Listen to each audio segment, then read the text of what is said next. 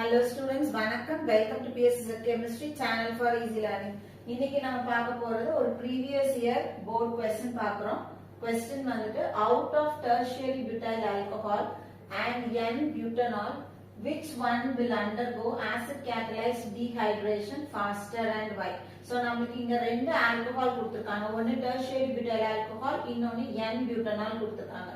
இது ரெண்டுத்துல எது வந்து ஆசிட் கேட்டலைஸ்ட் ஹைட்ரோலைசிஸ் ஃபாஸ்டரா அண்டர்கோ ஆகும் ஏன் அப்படின்னு கேக்குறாங்க. ஜெனரலா வந்து ஆசிட் கேட்டலைஸ்ட் டீஹைட்ரேஷன் அப்படின்னா in presence of acid water molecule வந்து ரிமூவ் ஆக போகுது. இது பார்த்தோம் அப்படின்னா ஒரு மூணு ஸ்டெப்ல நடக்கும். சோ நம்மளுக்கு ரேட் டிட்டர்மைனிங் ஸ்டெப் அப்படின்றது formation of carbocation. So the more stable carbocation is formed, more faster will be the reaction. அப்ப நம்மளுக்கு இந்த இடத்துல tertiary butyl alcohol கொடுத்திருக்காங்க. tertiary butyl alcohol எப்படி எழுதுவோம்?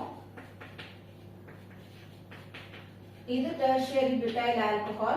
N-butanol அப்படின்றது CH3 CH2 CH2 CH2 OH. சரியா? சோ அப்போ இந்த இடத்துல பார்த்தோம் அப்படின்னா this is tertiary and this is primary.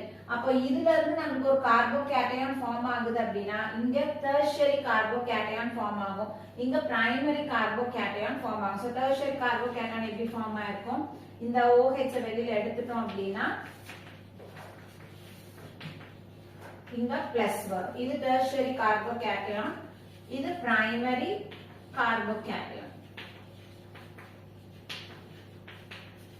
இது primary carbocation. So tertiary carbocation is more stable than primary carbocation.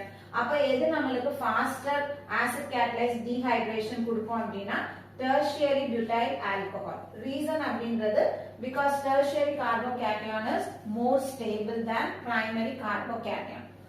So இந்த வீடியோ உங்களுக்கு கண்டிப்பா யூஸ்ஃபுல்லான வீடியோவா இருந்திருக்கும்னு நினைக்கிறேன். வீடியோ பிடிச்சிருக்கு அப்படின்னா லைக் பண்ணுங்க, கமெண்ட் பண்ணுங்க, ஷேர் பண்ணுங்க, மறக்காம சேனலை சப்ஸ்கிரைப் பண்ணுங்க. Thank you.